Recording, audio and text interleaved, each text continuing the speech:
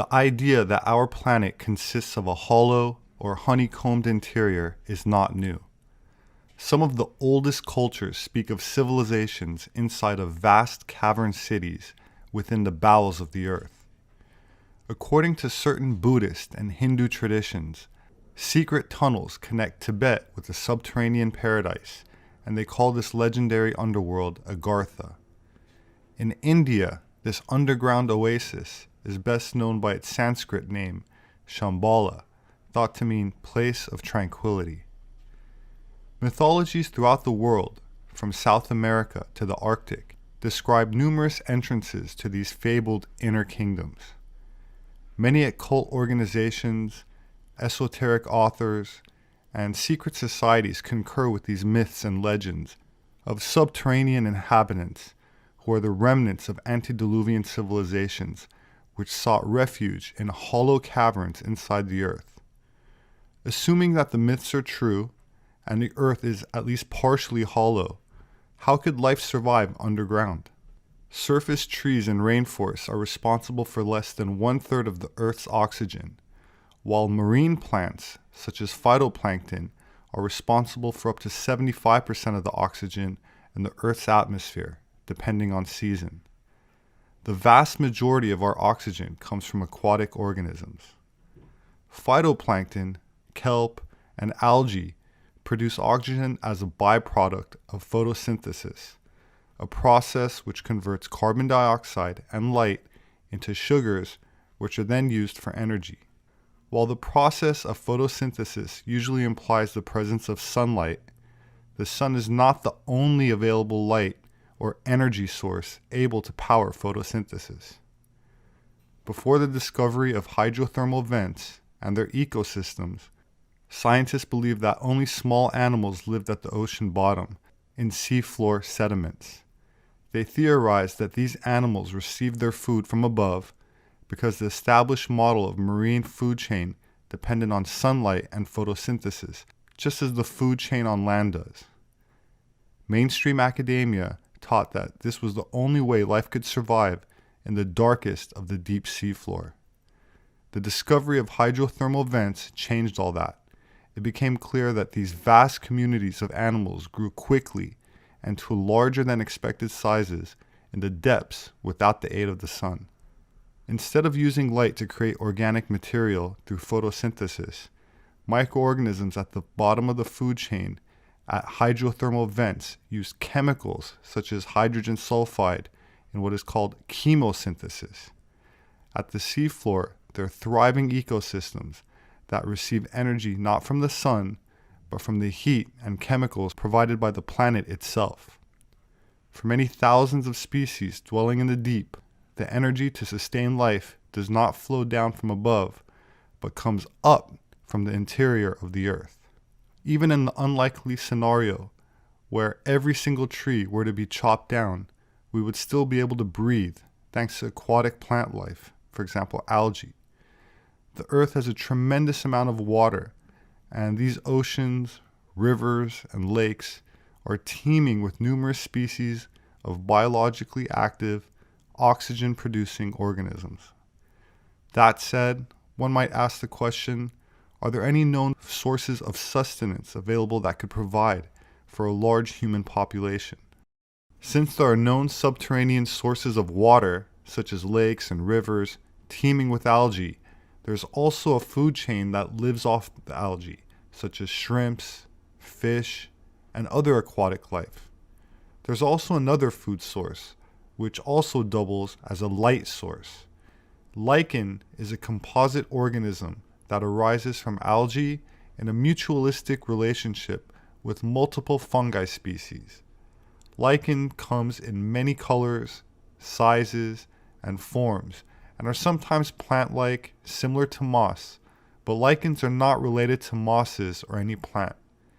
They're often found growing on rock, have adapted to survive in some of the most extreme environments on Earth, and lichens have been known to glow, as have other fungal species, such as bioluminescent mushrooms, or even glowing algae and other organisms.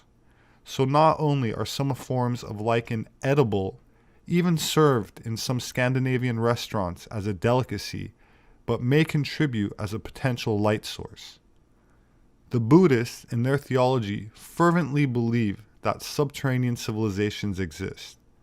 They believe these underground people belong to a superior race of men and women who occasionally come to the surface to oversee the development of humanity above ground. Whether this is actually done as a malevolent or benevolent act depends on perspective, and for many people is up for debate. While the inner earth civilization is called Agartha, and the capital city often referred to as Shambhala, whose ruler is said to have given orders to the Dalai Lama in the past, transmitted through certain secret tunnels connecting this inner world with Tibet, possibly its capital city Lhasa.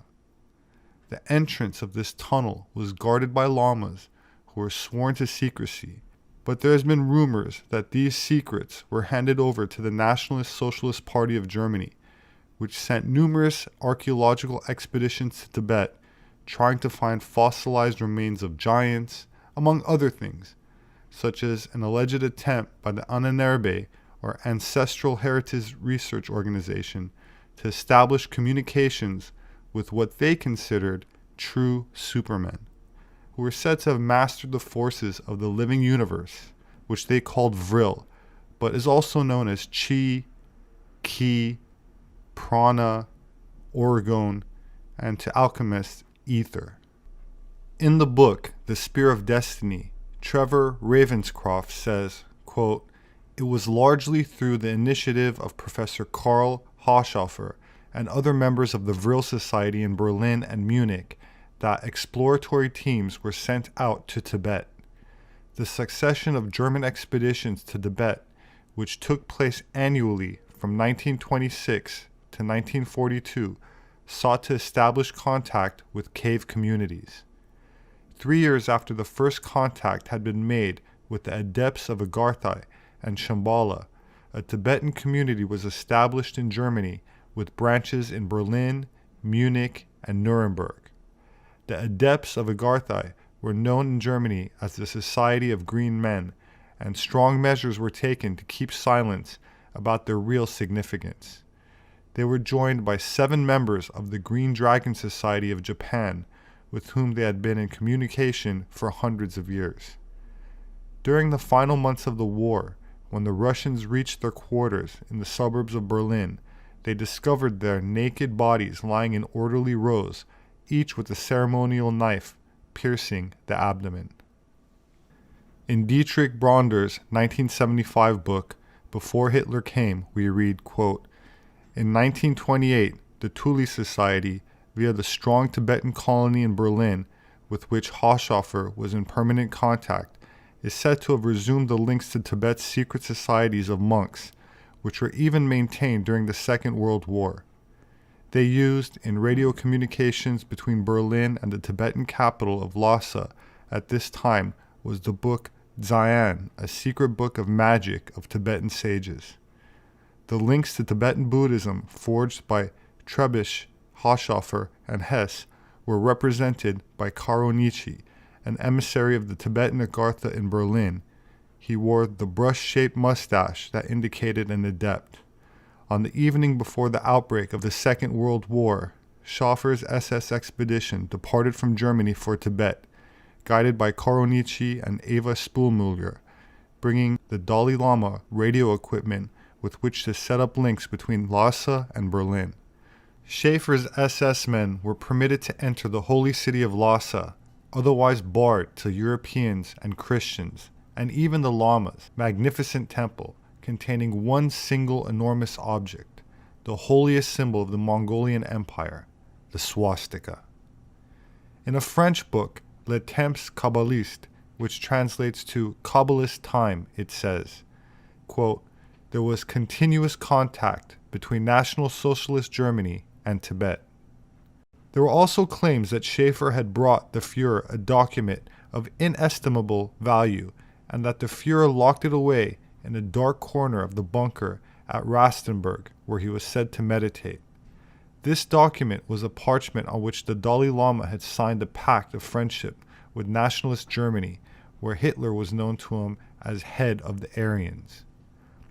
One item out of all those brought back by Schaefer deserved particular attention: the Tantra ritual Kalachakra, and a detailed dossier containing this tantric initiation, the first document on this subject to reach the West. Meaning to weave in Sanskrit, the term Tantra implies to a set of spiritual practices that direct the universal energies into the practitioner, thereby leading to liberation from the physical level of existence. Samadhi is a state of consciousness characterized by clarity of perception and the absence of the ego. It is the state of consciousness sought by all schools of meditation, a piercing of the veils of one's own subconscious mind into the superconscious. This and other occult spiritual techniques were said to have been practiced by members of the Thule and Vril societies in Germany. The medium Maria Orsic was leader of the Vrillerinnen, comprised of beautiful young ladies who in pre-World War II Germany conducted research into psychic phenomena and advanced propulsion technology, including saucer-shaped aircraft known in ancient Sanskrit texts as Vimanas. Their Vril society, whose members included some of who would later become notable members of the Nationalist Socialist Party, believed that many ancient civilizations owed their origins to refugees from Atlantis and the people that dwelt inside of the earth. They advanced the idea of a subterranean civilization ruled by an ancient parent race who had mastered free energy. This Aryan breakaway civilization was said to have survived the antediluvian cataclysms which ended the Ice Age and continued to thrive below the surface of the earth. Before World War II, Germany claimed the territory of New Swabia, or Neuschwabenland, in Antarctica, previously known as Queen Maud Land, and sent expeditions there, including the last one in 1938, where they began building secret deep underground bases below the ice, only reachable by U-boat or submarine.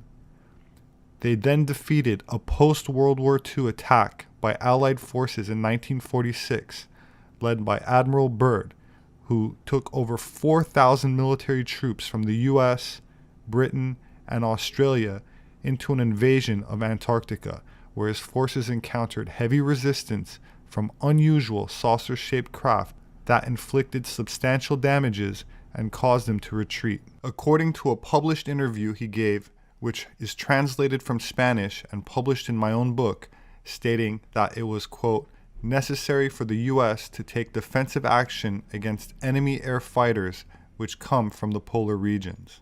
Shortly after, Secretary of Defense James Forrestal allegedly committed suicide, while some close to him suspect that he was actually thrown out of a window.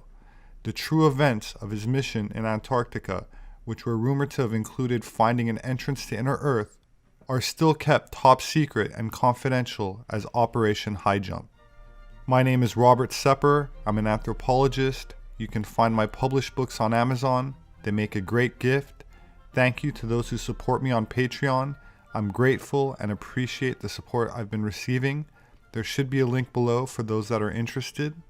I also very much appreciate anyone that shares these videos, so thank you. Please hit the like button, don't forget to subscribe, and click on the notification bell for future updates. I also added links in the description to my social media accounts on Twitter and my Facebook group and page, where you can post questions or make requests for future video topics. I very much look forward to reading your thoughts in the comment section below. Please have a wonderful week, and I hope to see you again soon.